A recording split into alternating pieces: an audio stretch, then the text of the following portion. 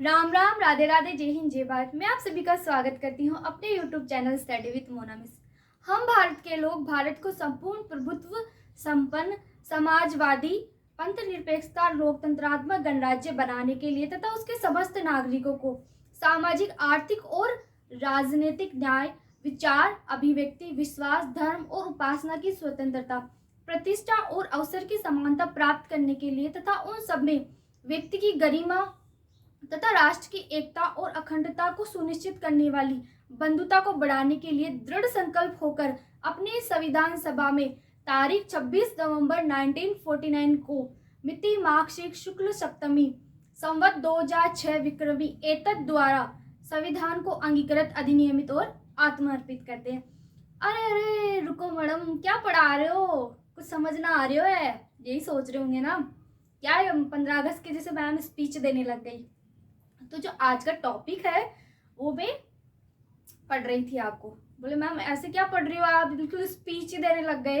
हाँ, ये आज का टॉपिक था जो मैं पढ़ रही थी और आप लोगों ने सबने इसको सुना तो पता नहीं, पर देखा जरूर है इसको। आपकी जो बुक्स होती थी पहले 6-7 की, उसके हर बुक्स के पीछे ये लिखी हुई होती थी प्रस्तावना, लेकिन हम लोगों ने कभी ध्यान ही नहीं दिया, कभी पढ़ा ही नहीं ध्यान से। जो आज हमको कंपटीशन के लिए पढ़ना पड़ रहा है। कंपटीशन आज अगर पहले याद करी होती तो यहाँ नहीं पढ़ना पड़ता। तो इसलिए हम लोग क्या पढ़ेंगे, आज का टॉपिक प्रस्तावना। आप पूछोगे मैडम ये क्या है मोना मिस, यू कहीं है प्रस्तावना प्रस्तावना कर रहे हो आप, कब से बताओ तो सही है क्या है। जो हमारा संविधान है, संविधान एक प्रकार से हमने क्या कर दिया, संविधान का जन्म हो गया।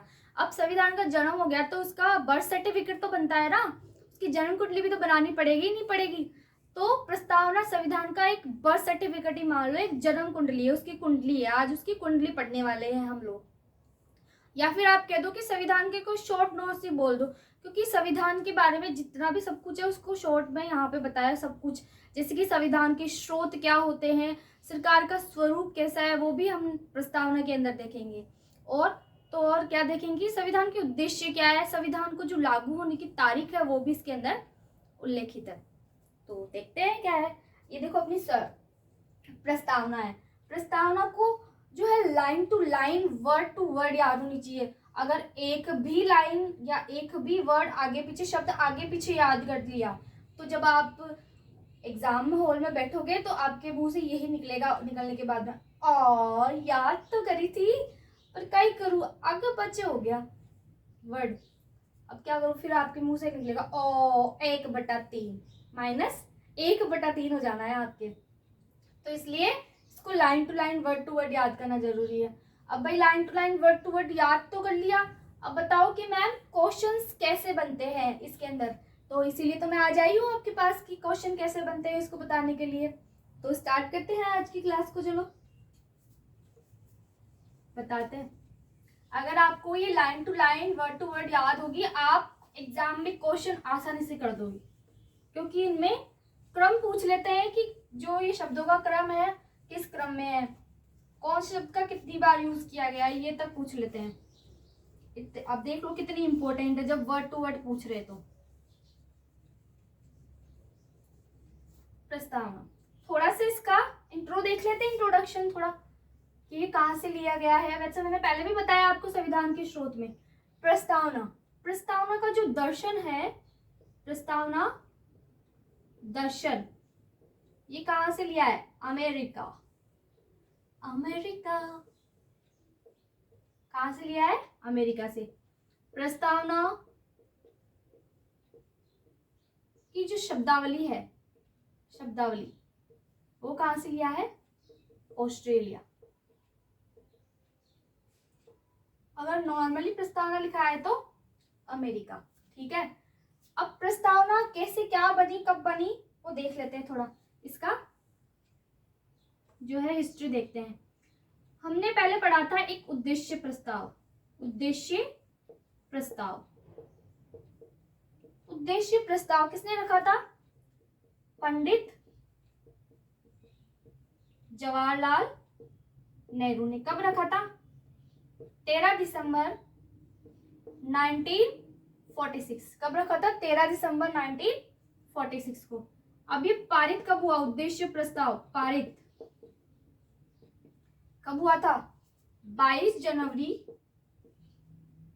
1947 को। 22 जनवरी 1947 को ये क्या हो गया था? पारित हो गया था। अब ये बोलोगी कि मैम इसका क्या कनेक्शन है? इसी उद्देश्य प्रस्ताव पर, इसी जो ये उद्देश्य प्रस्ताव है उसी पे क्या है आज की ये प्रस्तावना, अपनी जो प्रस्तावना ये आधार है। उद्देश्य प्रस्ताव पर ही संविधान की प्रस्तावना आधारित है। इसलिए इसको क्या बोलते हैं? इसलिए इसको उद्देशिका भी बोल देते हैं। क्या बोल देते हैं? उद्देशिका। उद्देशिका भी कहते हैं। क्या बोलते हैं? उद्देशिका। अब देख लो, हमारे किसी का नाम होता है, मान लो जैसे किसी का नाम रिंकू है, तो निकनेम करके उसको घर पे क्या बोलते हैं? रिंकूड़ी, क्या कर रही है अठया, तो ऐसे बोल देते हैं ना अपन रिंकू, रिंकू को रिंकूड़ी, अड़ी अड़ी लगा। जैसे ही उसी प्रकार से हमने प्रस्तावना को अपना निकनेम दे दिया, उद्देशिका। क्या दे दिया? उद्देशिका। किसको बोलते हैं? प्रस्तावना को। ये जस्ट फॉर याद कराने के लिए बोल रही हूं मैं। तो ये क्या है? उद्देशिका। किसको? प्रस्तावना को उद्देशिका भी कहते हैं। अब थोड़ा देख लेते हैं प्रस्तावना। प्रस्तावना को कब रखा गया? मतलब इसका प्रस्ताव 17 अक्टूबर 1949। और इसको लागू कब किया? स्वीकारा कब? 26 जनवरी 1949। 17 अक्टूबर 1949 नहीं, 26 जनवरी 1950 ये प्रस्तावना लागू हो जाती है। ये तो था इसका इंट्रो। इसमें क्वेश्चन पूछ लेते हैं कि प्रस्तावना को और किस नाम से जानते? उद्देशिका नाम से जानते। प्रस्तावना को कब रखा गया? 17 अक्टूबर 1949 को। प्रस्तावना लागू कब हुई? 26 जनवरी 1950 को। तो ये थी इसकी इंट्रोडक्शन था इसका। अब हम देखते हैं आगे इसके अंदर क्वेश्चन कैसे बनते हैं। आई होप आप सबको यहाँ तक अच्छे से समझ में आया होगा।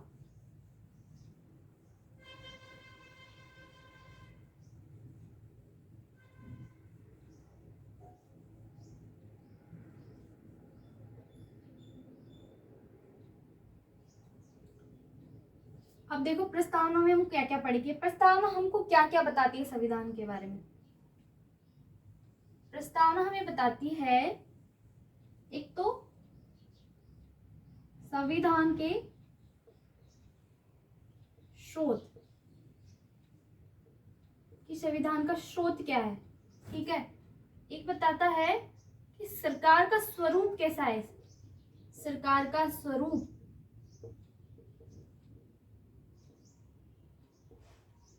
सरकार का स्वरूप कैसा है,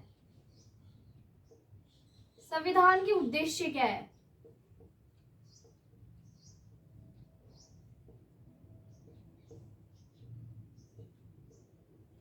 और संविधान के लागू होने की तारीख, लागू होने की तारीख प्रस्तावना हमें बताती है। क्या क्या बताती है? प्रस्तावना हमें बताती है कि संविधान का स्रोत क्या है, सरकार का स्वरूप कैसा है, संविधान के उद्देश्य क्या है, संविधान लागू होने की तारीख क्या है। तो ये सब हम अपनी नेक्स्ट क्लास में देखेंगे। तब तक के लिए keep watching, keep subscribe. Thank you for watching this video.